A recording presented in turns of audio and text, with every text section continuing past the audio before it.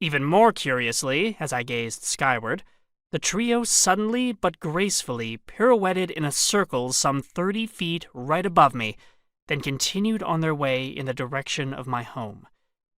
They recognized me, I thought, recalling scientific research that has proven crows indeed distinguish between and remember individual human faces. They especially remember humans who have tried to do them harm and those who have favored them, and crows will react to each accordingly.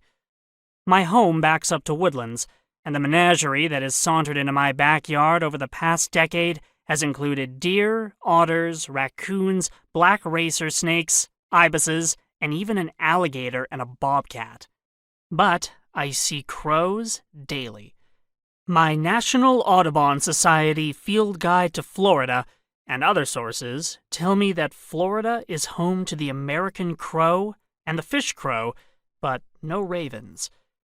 Any time I have heard crows cawing in the slash pines behind my home, at both my previous Palm Coast residence and my new place, I have grabbed the tortilla chips, bread, and crackers I keep just for them and have gone outside to scatter them on my lawn.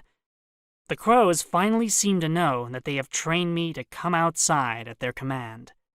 At my former Palm Coast home, Lord Valiant the Bold would swoop down from his pine perch and alight on the grass, even as I scattered their feast.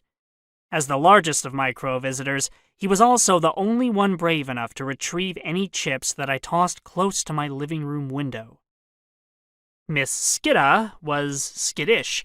She would dart down, snap up a cracker, and quickly crow-hop to safety behind the nearby blue jack oak tree. Mr. Piggy would wait until I was back inside and then take his time stacking up 3, 4, or 5 crackers before clamping down on his pile with his beak and flying away to who knows where, perhaps sharing his feast with his family or flock. Part of that crew also included a crow I named Roquette because of the peculiar high kick in her right leg as she walked, like one of those Radio City music hall dancers. Her step, I surmised, was the result of some past injury. She was one of the few crows that didn't mind dining alone. Rounding out my clan of 5 was Shada, a derivation of shadow.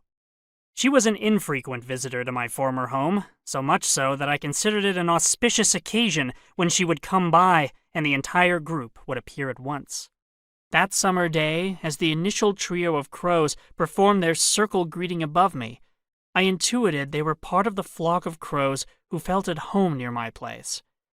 Without my seeking to initiate it, at least not directly, a moment of crow magic had been visited upon me, a pagan who finds divinity manifested in nature.